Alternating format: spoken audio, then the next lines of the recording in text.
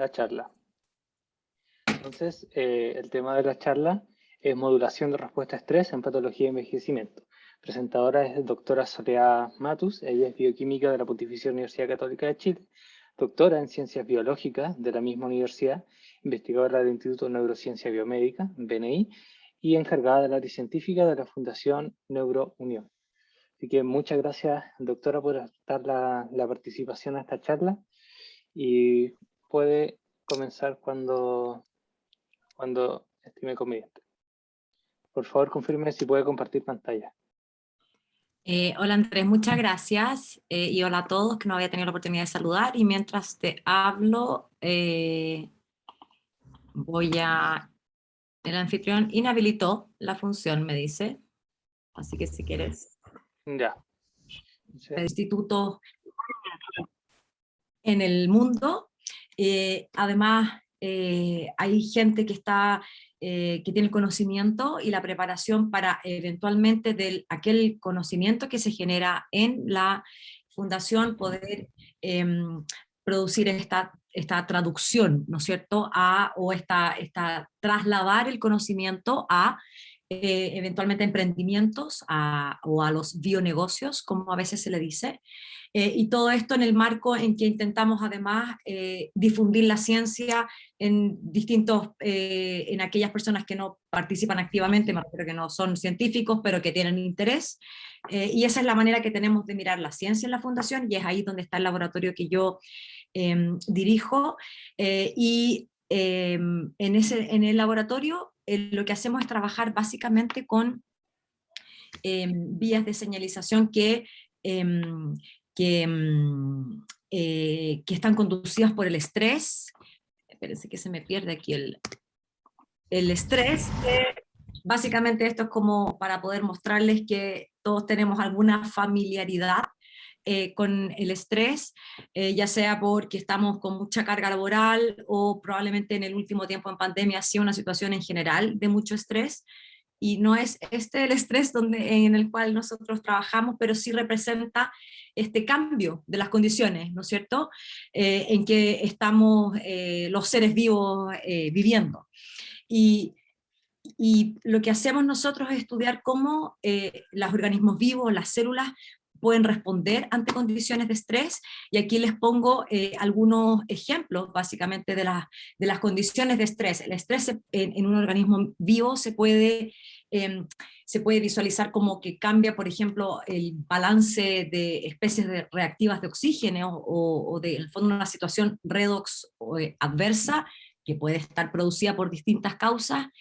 Una situación de estrés biológico también puede ser, por ejemplo, una infección viral, que está aquí marcada al centro, o también, por ejemplo, podría ser una situación en que hay una falta de nutrientes, ¿no es cierto?, o de energía.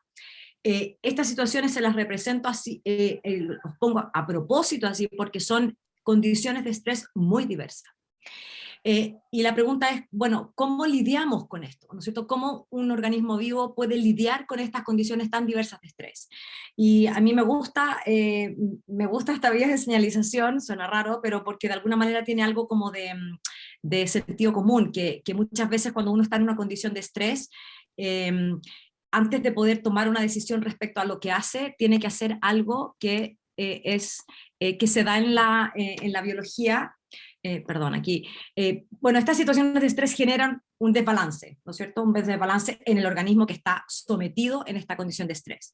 ¿Y qué es lo que hace un organismo vivo? Como yo les decía, ante esta situación de estrés, tiene que de alguna manera es como lo que yo he aprendido desde esta vía de señalización, es hacer una pausa que es muy sabia, esa pausa en términos personales. Cuando uno está como con una condición adversa, uno necesita parar y decir, bueno, ¿qué hago ahora? Porque mis condiciones cambiaron. Y esa es la pausa que se produce en los sistemas biológicos, porque permite precisamente hacer un diagnóstico de la solución para luego ir a tomar decisiones que van a tener que ver precisamente con recuperar aquel balance que se ha perdido. Entonces, cuando tenemos esta situación de estrés y lo llevamos a un sistema biológico, a una célula o un organismo, cuando hablamos de estrés, volvemos, ahora lo puse quizás con conceptos más biológicos, que podría ser un estrés oxidativo, bueno, una infección viral, ¿no es cierto? Y acá un estrés nutricional, que podría ser ya sea una sobrecarga de energía o al contrario una pérdida de la energía disponible. Esas situaciones de estrés, como les comenté anteriormente, van a alterar la homeostasis celular, el balance de una célula, y esta pausa que yo les mencioné, que permite hacer el diagnóstico en un sistema biológico, ya sea un organismo o una célula, significa reducir la síntesis proteica. Esa es la pausa que permite el diagnóstico. Y tiene harta lógica, porque la síntesis proteica, la síntesis de proteínas en general, es un proceso que es energéticamente muy caro. Por lo tanto, cuando hay un cambio en el ambiente, tiene toda lógica poder decir, a ver, ok, hagamos esta pausa que yo les mencionaba para luego tomar una decisión. En el caso de la célula, obviamente no hay una decisión así como consciente, ¿no? Sino que la decisión significa producir una expresión génica. Eso es básicamente la respuesta de estrés que nosotros estudiamos, que, hoy perdón, que se me pierde aquí el mouse, acá, que permite, por ejemplo, en las mismas condiciones que les había mencionado anteriormente, que ante un cambio en el balance redox se produzca un programa que permite manejar esa condición adversa de imbalance redox, o por ejemplo, en el caso de una infección viral, va a promover una respuesta inmune, o en el caso de una situación donde hay una deficiencia energética, va a promover una respuesta que va a permitir recuperar el balance energético. Esa es la respuesta de estrés en que nosotros manejamos, pero esa respuesta la vamos llevando como a elementos quizás podríamos decir un poco más específicos, que acá tomando los mismos ejemplos de un estrés oxidativo, una infección viral o un estrés nutricional, lo llevamos a esta pausa que es la síntesis proteica, que acá está en un diagrama, y que, como les dije anteriormente, produce podríamos decir, el primer eje, que es la disminución de la síntesis proteica, y luego una reconfiguración en la expresión de los genes, y eso es ni más ni menos que la adaptación. Esto es lo que en biología llamamos la adaptación, es decir, poder hacerse cargo de los cambios que se producen en el ambiente para poder sobrellevar esta nueva situación que generalmente podría representar una situación de adversidad. Y aquí hay un elemento importante que quisiera mencionar, que esta misma respuesta que nosotros estudiamos, que promueve la adaptación, eventualmente también puede producir la muerte celular. Y ahí es interesante, porque uno podría pensar que la muerte celular también es un mecanismo adaptativo, que es un poquito más filosófico, ¿no? Y lo podemos discutir al final. Pero eso es básicamente lo que nosotros estudiamos, y cuando lo llevamos esto a un sistema celular biológico, hay un punto que ojalá ustedes estén ahí como pensando, bueno, pero ¿cómo se captan estas situaciones de estrés? Porque alguien tiene que estar mirando, ¿no es cierto?, haciendo como de sensor. Y nosotros estudiamos estas proteínas que están acá, bueno, no todas, al menos 2 de ellas, que a mí me gusta poner este concepto del radar, porque son perfectos radares que están permanentemente sensando distintos estímulos. Y seguimos con los mismos ejemplos porque la gracia que tiene esta vía de señalización que nosotros estudiamos es que son distintas quinasas, que en este caso son 4 quinasas, que son radares, que no voy a entrar en tantos detalles de los nombres, después los podemos conversar, pero me gustaría como el concepto, ¿no?, de proteínas que están sensando los cambios, que son quinasas. Por lo tanto, cuando captan el estímulo, lo que van a hacer es ir a promover la fosforilación de un factor, ahí, van a promover la inhibición de la síntesis proteica, que ya les conté que es como el mecanismo que tiene una célula, uno de los mecanismos que tiene. Entonces, dado que estos radares son quinasas, lo que van a hacer es ir a fosforilar a este factor, que aquí les pongo el nombre, lo que pasa es que lo voy a nombrar, entonces un poco para que nos contextualicemos, se llama EIF2 alfa, que básicamente es importante que lo conozcan porque es un factor que está involucrado en la traducción, en la traducción de mensajeros o en la síntesis de proteína. Entonces, al modificarse este factor que se llama IF2, lo que se produce es la inhibición de la síntesis proteica. Esa es la señal. Entonces, ahí hemos cumplido con ese requisito que es la pausa biológica, ¿no es cierto? Y esta misma, y en esta vía, continuando con el ejemplo, Además promueve la síntesis de un mensajero que codifica para un factor de transcripción, que es aquel que va a ir a inducir la reprogramación génica, y es lo que finalmente promueve la adaptación. Entonces tenemos dos ejes de acción, podríamos decir, para promover un mecanismo adaptativo en una condición de estrés.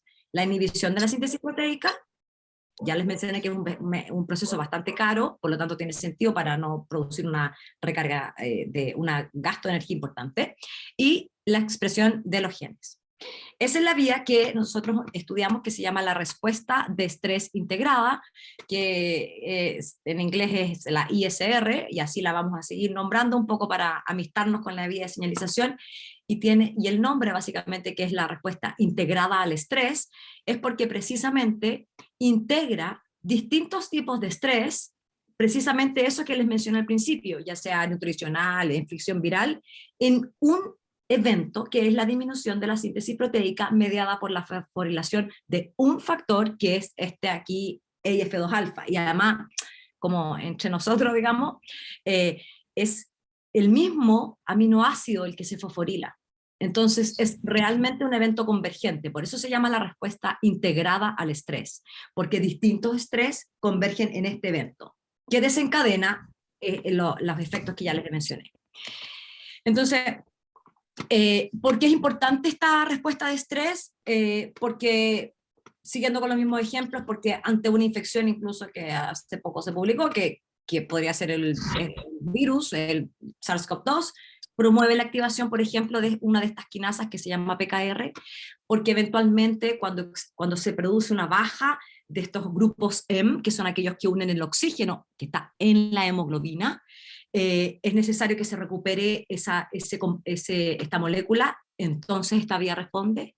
También cuando se producen algunos desbalances a nivel de organelos, cuando, por ejemplo, hay algún desbalance a nivel del retículo endoplásmico, se activa esta respuesta, o por ejemplo, cuando existe una deficiencia en los niveles de aminoácidos, en particular una baja en los niveles de aminoácidos, que son usados tanto para la síntesis proteica como además para muchos otros procesos que están aquí representados, para producir neurotransmisores, para producir hormonas, por lo tanto es importante esta respuesta en un organismo en general. Entonces, nosotros estudiamos esta vía de estrés que se llama la respuesta de estrés integrada en diversas funciones. Estudiamos en las neuronas, intentamos entender su localización, su función, lo estudiamos en la función de los oligodendrocitos, también lo estudiamos en el envejecimiento, y podríamos decir que esto tendría que ver también con procesos fisiológicos, ¿no es cierto? Pero también lo estudiamos en procesos que son más bien patológicos, como la esclerosis lateral amiotrófica, o el Alzheimer, en la enfermedad de Alzheimer, y otro proceso que es la degeneración axonal. Pero hoy día yo quisiera mostrarles básicamente como, ojalá alcance, dos historias, que tiene que ver una con la esclerosis lateral amiotrófica y la otra con el envejecimiento. Un poco para contarles, voy a tratar de resumir, pero para ir contarles un poco la aproximación. Entonces, una breve introducción de lo que es esta enfermedad. Ay, perdón, pero aquí se me... esto es importante porque la fosforilación de IF2-alfa se la voy a mostrar. Entonces nosotros la detectamos por Western blot, y perdón aquí si no sé la audiencia cuál compenetrada está con las técnicas, entonces igual quería mostrarlo porque lo detectamos a través de quimiluminiscencia en ensayos de Immunoblot o Western blot. Básicamente podemos detectar los niveles de la fosforilación de este factor. Recuerden que es como el evento convergente, ya sea por inmunofluorescencia o por ensayos de Western blot. Entonces así podemos saber si está prendida o no esta vía, que es importante para nosotros.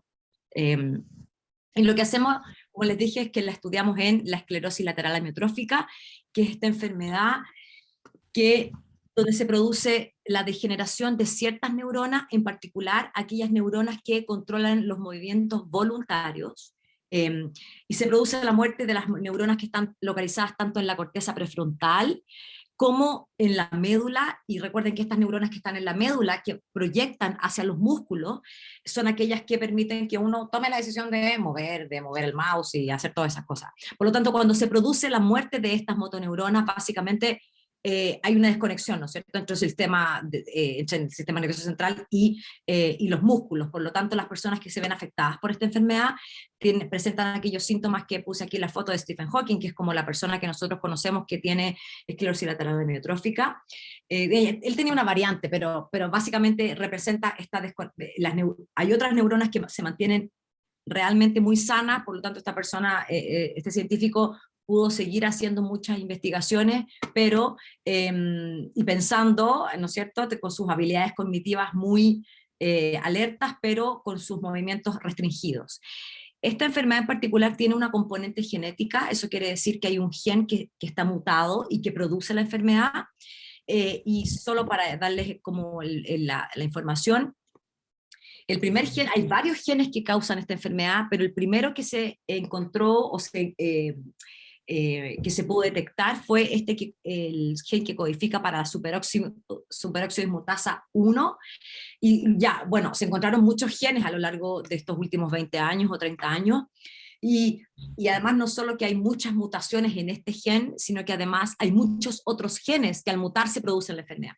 Entonces, mucho de lo que sabemos de la enfermedad se basa en este gen mutado, que cuando uno descubre que hay un gen que está mutado en una familia, que en el fondo que se va heredando ese gen y que causa la enfermedad de los padres a los hijos, la manera de mostrar eso es llevar este gen mutado y poner esa versión en un ratón, ¿no es cierto? Y eso fue lo que hicieron estos investigadores ya hace harto tiempo atrás, y lograron precisamente eso, desarrollar un modelo de la enfermedad, que es este ratón, que es el ratón mutante para la superoxidismutasa, que al ponerle el gen en este ratón, reproduce ciertos síntomas de la enfermedad humana, básicamente la parálisis, y este ratón ya está bastante estudiado. Entonces, por ejemplo, nosotros sabemos que este animal tiene un tiempo de vida determinado, que son alrededor de los 150 días, además podemos medir los síntomas motores o los pesos del animal, que se da más o menos a los 120 días, entonces hay una cierta caracterización que conocemos de estos animales.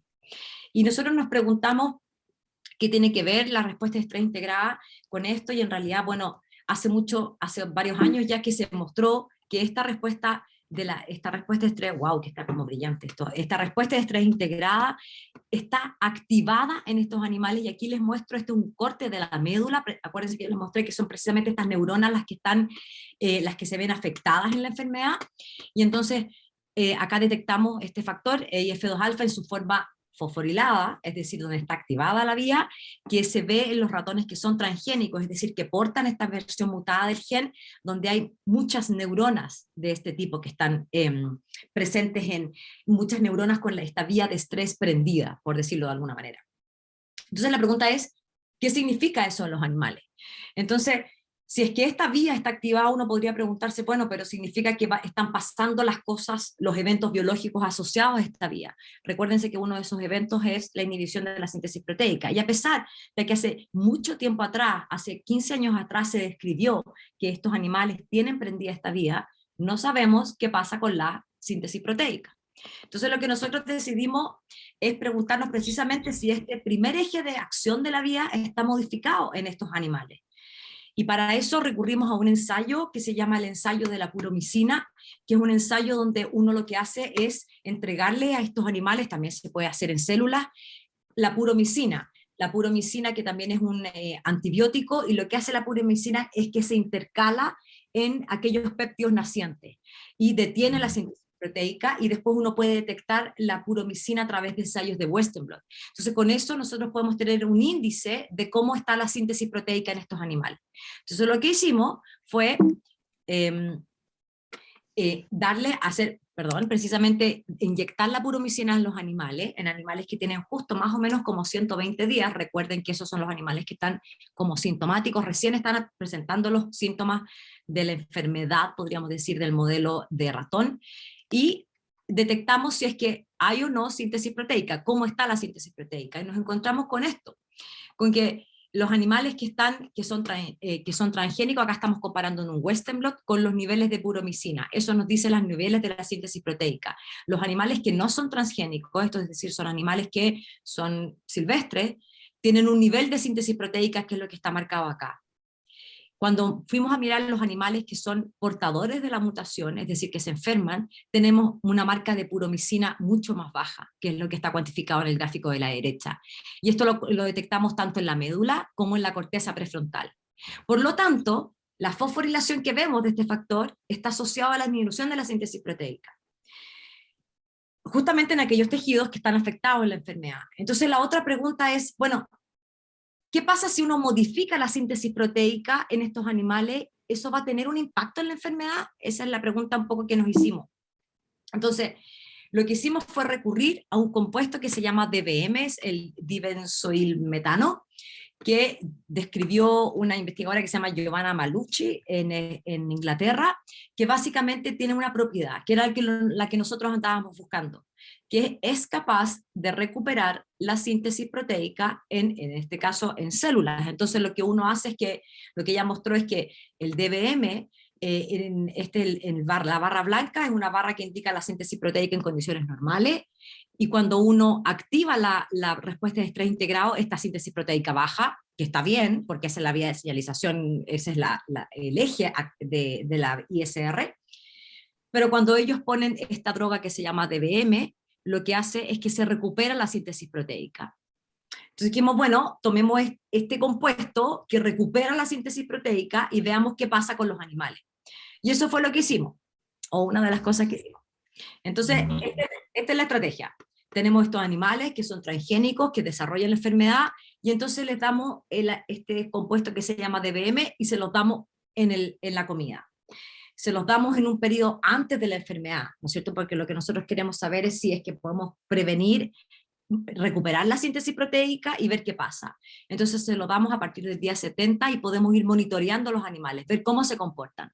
Entonces lo que encontramos con estos animales es que fue bien sorprendente porque estos animales se enferman mucho más tarde, no se enferman a los 120 días o en este caso a los 130 días, sino que hay como un retraso de la aparición de los síntomas. Y además estos animales viven más, viven hasta como 2 semanas más o menos, de 150 en promedio a 167. Eso en los ratones es bastante sobrevida porque son como varios años humanos, ¿no? Pero esta pregunta era como, es un poco una correlación, ¿no es cierto? Entonces dijimos, bueno, veamos si el efecto que está descrito en células respecto de la recuperación de la síntesis proteica se da en estos animales. Entonces ahí lo que hicimos fue entregar esta misma droga que yo les mostré, que es el DBM, pero los animales nosotros los sacrificamos a los 120 días. ¿Por qué? Porque queríamos ver si es que en este punto había una modificación de la síntesis proteica, tal que se la pudiéramos correlacionar con la mejora que vimos en la enfermedad. Entonces hicimos el mismo experimento. Los ratones les dimos el DBM y después le hicimos un ensayo de la puromicina en los animales para saber cómo estaban los niveles de la síntesis proteica. Y encontramos, que fue bien para nuestra alegría, digamos, que los animales transgénicos que tienen inhibida la síntesis proteica, cuando les damos este compuesto que recupera los niveles de síntesis proteica en la médula y en la corteza, que además fue esta recuperación de la síntesis proteica se asocia también a la extensión de la sobrevida y la mejora en los síntomas. Entonces, de alguna manera con esto podemos pensar que la síntesis proteica es importante en la enfermedad, algo que estaba completamente claro, y que eventualmente drogas que vayan a recuperar la síntesis proteica podrían representar blancos terapéuticos. Esa fue como la primera parte que les quiero contar de la enfermedad. No sé si tengo 5 o 10 minutos más para contarles la otra parte. Sí. Súper. Entonces, esa es como la primera historia que les quería contar, y la otra historia tiene que ver recuerden que yo les mostré este esquema que nosotros estudiamos la respuesta de estrés integrado, ya sea en condiciones fisiológicas y patológicas. Bueno, acá está puesto el envejecimiento como una situación patológica, pero en realidad no lo es, ¿no es cierto? Es como parte del ciclo de la vida nomás. Entonces, lo que nos preguntamos es si es que podemos modular el envejecimiento a través de esta respuesta de estrés. y básicamente aquí son solo como un par como de diapos introductorios, que básicamente es como bien intuitivo, ¿no es cierto? De alguna manera, durante el envejecimiento, tanto las moléculas, las células, van sufriendo ciertas modificaciones que van modificando su función a lo largo del tiempo, ¿no es cierto? Eso es básicamente una de las definiciones que tiene el envejecimiento. Y hay distintos tejidos, digamos, nada, todos hemos visto viejitos, abuelitos, bueno, yo misma me veo a mí con anteojos, que en el fondo la función de ciertos tejidos se va perdiendo, básicamente, eso es, ¿no es cierto? Entonces, hay como una función cognitiva, eventualmente, que va disminuyendo en el envejecimiento, que es súper normal, que es lo que se llama el daño cognitivo menor, que se produce en las personas más viejas, y que no necesariamente es un Alzheimer, ¿no es cierto? Entonces, lo que estábamos pensando es que, dado que nosotros estudiamos esta respuesta que promueve la adaptación, nos preguntamos si podíamos eventualmente modular el envejecimiento, donde eventualmente se ha descrito o hay personas que postulan que el envejecimiento es una baja en la capacidad adaptativa de los organismos vivos. Entonces, lo que hicimos fue estudiar una condición especial, y aquí vuelvo a mi monito de la respuesta de estrés integrada, que esto es lo que les mostré hace un ratito atrás, y pensando en esta quinasa especial, que tiene un nombre tan poco glamoroso, que se llama GCN2, no es muy amigable, pero da lo mismo. Pero básicamente tiene una situación especial porque se activa en condiciones donde hay bajas de aminoácidos, y lo que hace es, por supuesto, hacer su tarea, que es fosforilar este factor que es IF2-alfa. Ese es como el estímulo canónico que se ha descrito para esta quinasa, que es la GSN2. Y lo que hace la GSN2 cuando se activa es como, podríamos decir, es como un sensor metabólico, porque una vez que se activa y fosforila IF2-alfa, produce una reprogramación del metabolismo de aminoácidos, de síntesis de aminoácidos, de incorporación de aminoácidos. Además modifica el metabolismo de lípidos, activa otros procesos como la autofagia. Entonces dijimos, bueno, veamos si podemos activar esta respuesta de estrés en el envejecimiento y ver qué pasa, ¿no es cierto? Entonces lo que hicimos fue eso, y la pregunta es cómo lo hacíamos, ¿no es cierto? Porque con podría ser distintas estrategias, y pensando en este antecedente, que esta quinasa se activa en condiciones de baja de aminoácidos, la primera estrategia que pensamos fue una estrategia que es nutricional. Lo que hacemos es que les bajamos la cantidad de aminoácidos o la cantidad de proteínas que tienen las dietas que consumen los animales.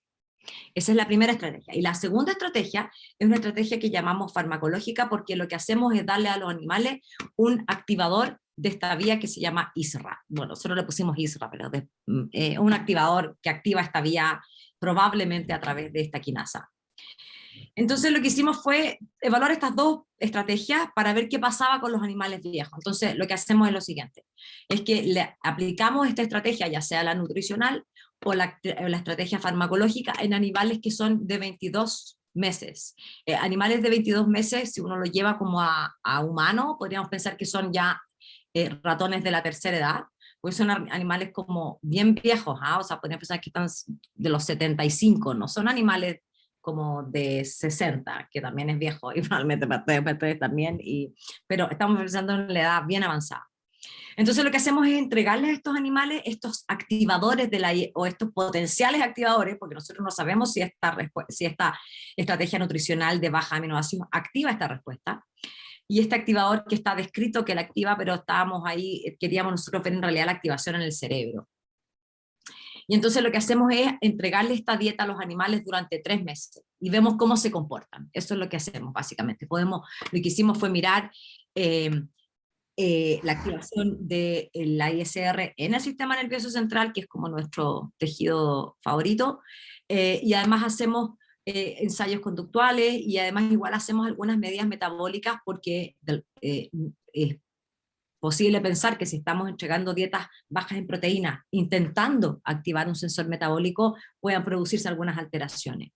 Entonces, para hacer una historia larga, más o menos corta, lo que hicimos fue que le dimos a estos animales esta dieta que es la LPD, porque es una dieta Low Protein Diet, básicamente, y lo sorprendente es que sí, es una dieta que está baja en proteína, activa esta respuesta de estrés que yo les dije que está mediada por este factor de inicio de la traducción, que se llama IF2 alfa, en el cerebro, que es bien potente, ¿eh? Porque probablemente uno podría pensar que si uno va al hígado la activa, y si la activa, o va al músculo o al riñón, pero en el sistema nervioso central también se activa.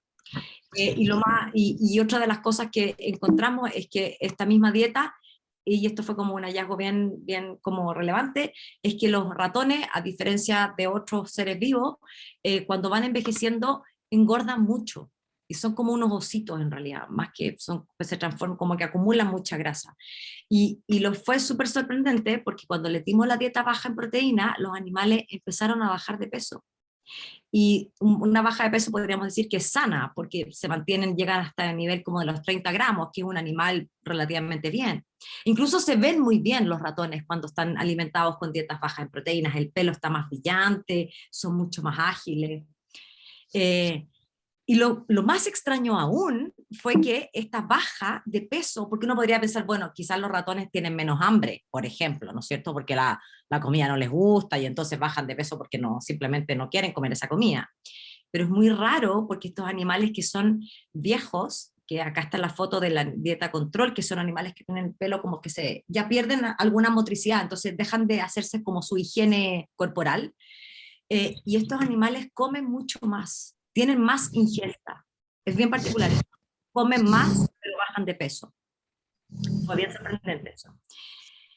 Entonces, además de eso, nosotros medimos algunos parámetros cognitivos que aquí encontramos, nos fue relativamente bien, porque al hacer algunos ensayos de ansiedad y otros de memoria que todavía estamos analizando, logramos encontrar que estos animales básicamente reducen sus niveles de ansiedad, pero solamente el primer mes. Eso fue como un hallazgo que todavía estamos dándole vuelta, y todavía estamos analizando los test de memoria, porque tienen cierta recuperación de la memoria, pero estamos cuantificando esos datos, pero aquí igual es bien sorprendente, porque al mes tienen una modificación en su comportamiento, además asociado al cambio metabólico que ya les mostré.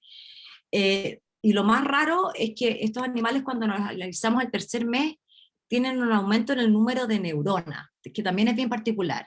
Entonces, no sabemos bien lo que está pasando, pero lo que sí sabemos es que una dieta baja en proteínas, que activa esta respuesta adaptativa en el cerebro, tiene cambios, bueno, metabólicos en general, que son súper beneficiosos, y además que tienen cambios a nivel del comportamiento, por lo menos el primer mes, ahora estamos analizando los de memoria en los últimos meses, pero además cambia la densidad neuronal, que es como bien, bien sorprendente. Entonces pareciera que teníamos como una estrategia para mejorar el envejecimiento en los ratones, ¿no es cierto? Entonces está como súper bueno eso y estamos todavía manejando, procesando esos datos. Y entonces después fuimos a analizar la otra estrategia que yo les dije, que era la nutricional, perdón, la farmacológica. Y eso es como un poco más anecdótico porque nosotros estábamos buscando mejoras cognitivas, ¿no es cierto?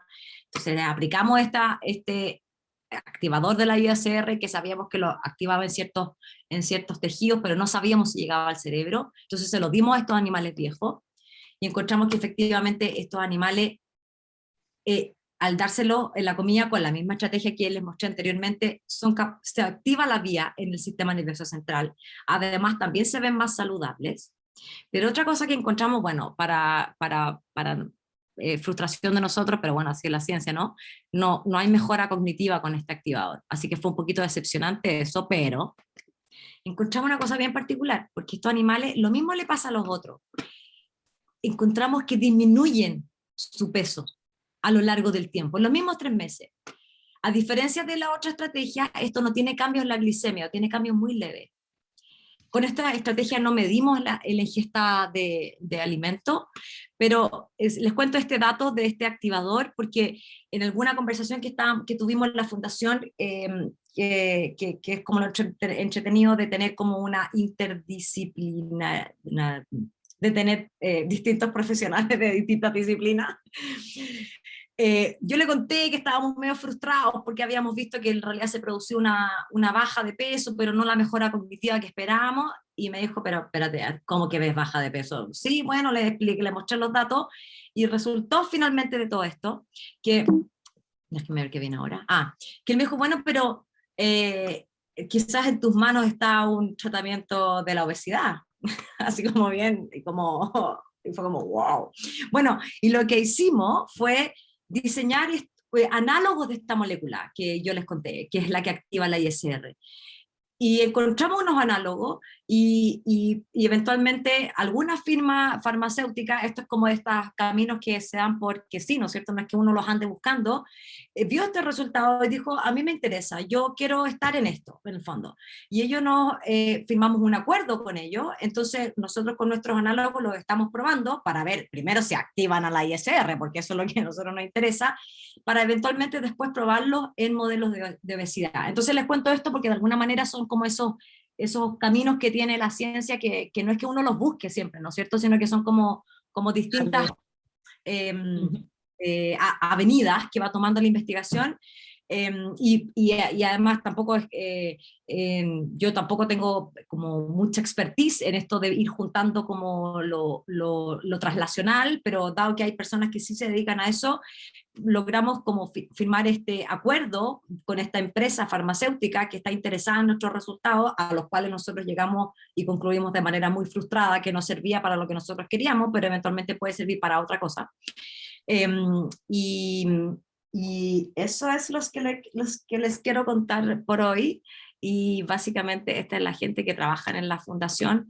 No están todos en la foto porque hay algunos más nuevos, pero este es el trabajo que hizo Luis Osorio, que fue un estudiante de doctorado, y aquí trabajó Marcela Escandón y también Álvaro Brito y Nicolás Martínez. Así que nada, pues yo feliz si quieren que conversemos un rato y me hagan preguntas o no. Muchas gracias, doctora, por la charla. Ahora viene justamente una sesión de preguntas. Entonces se invita a todos los participantes a dejar sus preguntas en el chat y los que no lo hayan hecho también pueden levantar la mano y hacer las preguntas. Desde allá tenemos una pregunta en el chat y dice, muy interesante la presentación, es de Martín Araya Ortiz. Dice, el ejercicio es recetado para muchas enfermedades. Quería saber si se conocen antecedentes de ratones mutantes ASOT1 que hayan sido entrenados de manera aeróbica o de resistencia, previamente a desarrollar la enfermedad para visualizar sus niveles de síntesis de proteínas. Mira, sí, el ejercicio efectivamente es uno de las estrategias que se ha mostrado que es capaz de promover la neurogénesis, ¿no es cierto?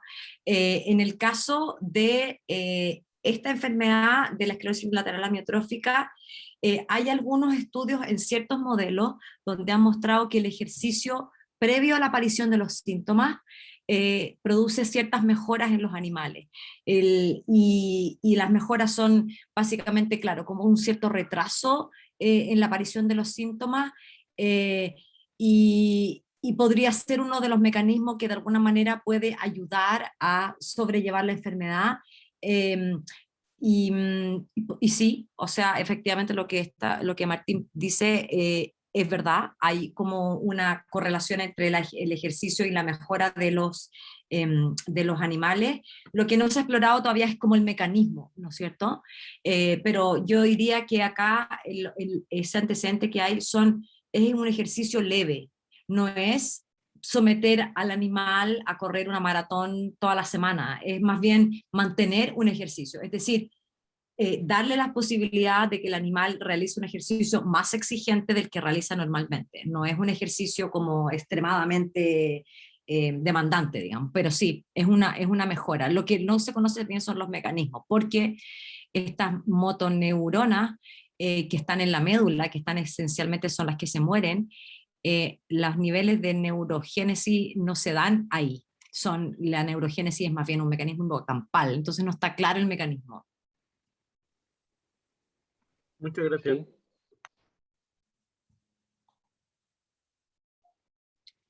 Sí. ¿Leo la pregunta?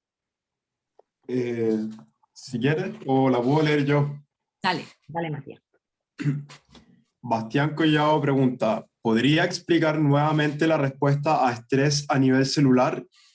Y otra pregunta, ¿están trabajando para investigar si las relaciones entre estos factores es causal? En teoría, ¿cómo podría saberse si la relación es causal y no solo correlacional?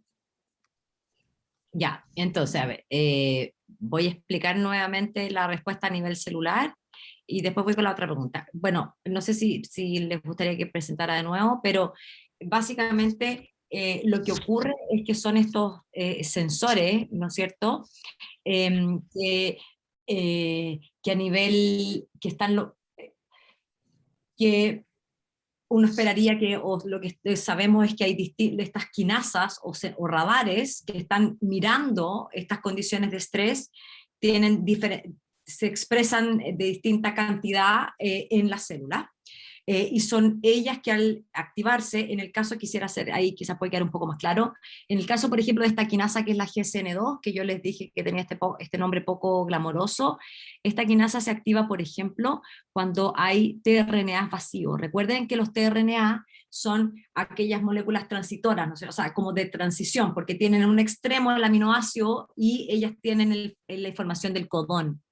Entonces, pueden ir poniendo los aminoácidos en el sitio del mensajero donde corresponde.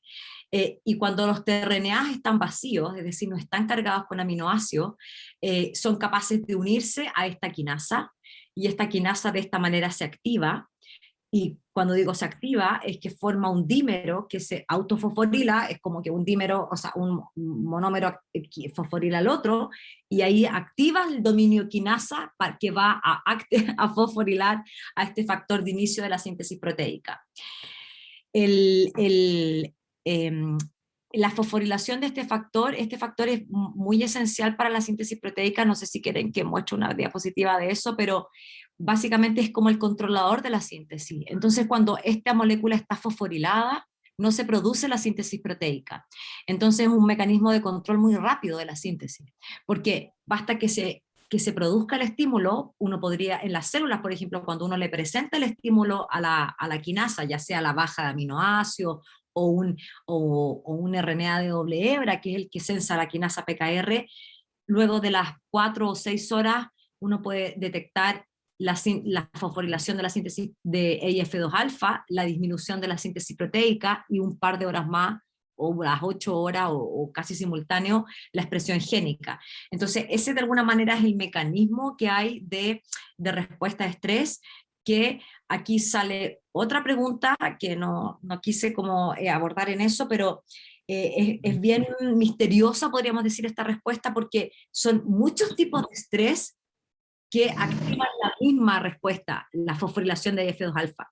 Entonces, uno también podría preguntarse si es que en una célula hay varios de estas, las 4 quinasas, ¿cómo se regula esto? ¿No es cierto? Porque son como que están compitiendo por el mismo ejecutor. Y esa es una de las respuestas que todavía no tenemos, pero probablemente tiene que ver con la localización de ella, y porque además los estímulos que estamos pensando nosotros tampoco son tan generalizados, es decir, como que por ejemplo, cuando hay una infección viral, el RNA no está en todas las partes de la célula, probablemente tiene preferencia por ciertos microdominios en la célula que vayan a activar de manera más local a la quinasa que estamos hablando.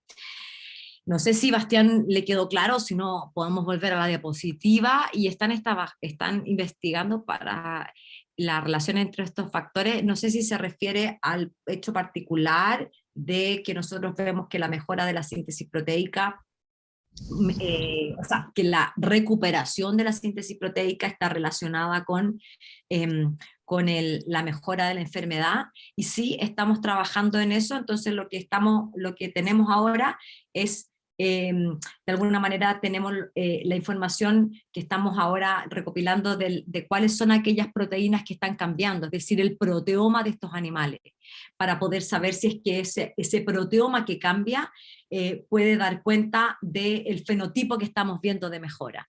Entonces lo que uno hace es identificar las proteínas que se sintetizan en condiciones de inhibición, es decir, el ratón transgénico, y aquellas proteínas que se sintetizan cuando nosotros les entregamos nuestra droga. De tal manera, una vez conocemos la identidad, después podemos ir a validar, a probar si es que alguno de ellos que haga como un sentido, ¿no es cierto?, es capaz de, podría ser modelos de células o animales, poder probar si es que tiene un efecto en la viabilidad celular. Y de esa manera podemos probar la causalidad y no solamente la correlación.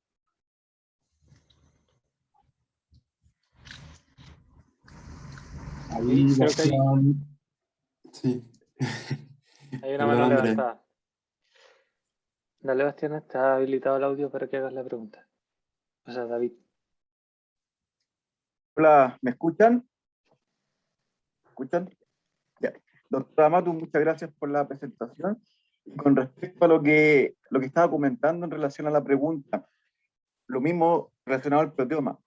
¿Ha visto o sabe si este mecanismo tiene alguna relación directa con el splicing alternativo o con la edición de RNA? ¿De alguna manera pudiera explicar algún mecanismo causal o poder ver si tiene alguna relación directa de cómo están interactuando estos procesos? O sea, si efectivamente tiene un componente más directo con un spacing alternativo o con una edición de RNA. Mira, este mecanismo en particular de esta respuesta de estrés integrado, ahora que yo sepa, no se ha mostrado que tenga un efecto directo sobre los mensajeros, porque quizás ahí podría buscar una diapositiva, que no sé si tenemos tiempo, para poder mostrarles cómo funciona, porque efectivamente más que porque en realidad no actúa directamente sobre los mensajeros, y quizás eso sería como importante poder decirlo como para no confundir, ¿no es cierto? No sé si tenemos tiempo, Matías, para poder presentar, o es que a veces contarlo así sin Tenemos presentación es más difícil. unos 2, 3 minutos más.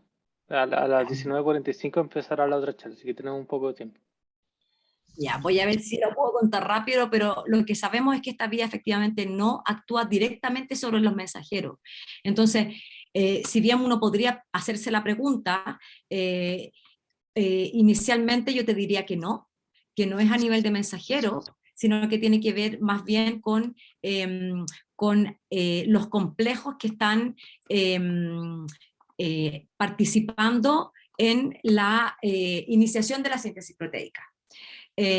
Y voy a ver si es que logro abrir la presentación, pero lo que ocurre es que en esta respuesta de estrés, este factor de inicio de la traducción participa en etapas previas a la unión, a la unión del ribosoma con el mensajero.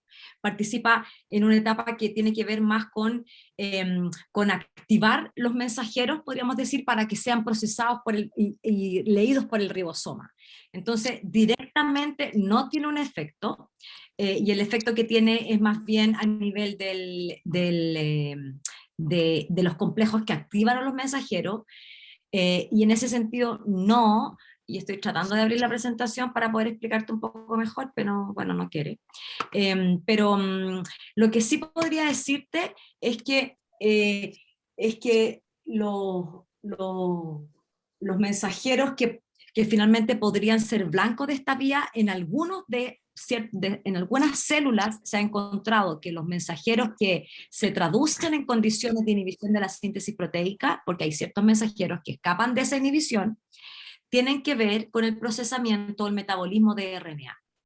Entonces, no está esta respuesta directamente afectando el splicing alternativo, sino que tiene que ver más bien con, ya sea activar la expresión de genes que tienen que ver con el metabolismo del RNA, pero ella directamente no lo hace. Y nunca se abrió la presentación, así que no te lo puedo mostrar, pero yo también voy a hacer como aplicar la estrategia del profe anterior que presentó, que yo estaba felices, si yo estoy en la fundación en Ñuñoa, si alguno quiere ir y visitar el laboratorio, y yo le puedo explicar mejor con la diapositiva cómo se produce este proceso, no tengo ningún problema, están todos súper invitados para poder ir al laboratorio si quieren, yo no tengo problema, así que espero haber contestado tu pregunta, David, pero aunque sea así medio como sin monito, sin diagrama. Okay, muchas gracias, doctora, por la presentación. Fue una excelente charla y por haberse dado el tiempo de contestar las preguntas. Ahora ya volveremos toda la sesión principal para la charla magistral de Karen. Hay una pregunta breve que es cómo nos pudimos comunicar con la doctora. Usted no sé si dejó el mail o lo puede dejar ahora en el chat. Mismo lo estoy escribiendo. Ok, ya. Entonces vamos a dar... Si no, bueno, ahí está mi email, soledadmatus, smatus@cienciavida.org, así que feliz, si alguien me quiere escribir, no tengo ningún problema y podemos seguir conversando o en el laboratorio o vía así virtual. Así que oye, quiero volver a agradecer a los organizadores porque es súper entretenido estar en esta conversación. Muchísimas gracias. Ahora se procederá a cerrar esta sesión, así que van a volver todos de golpe a la charla magistral para todos los que se quieran quedar. Esperemos que esté igual de buena o mejor o peor. No, que esté al mismo nivel que esta. Ya, nos vemos allá. Hasta luego.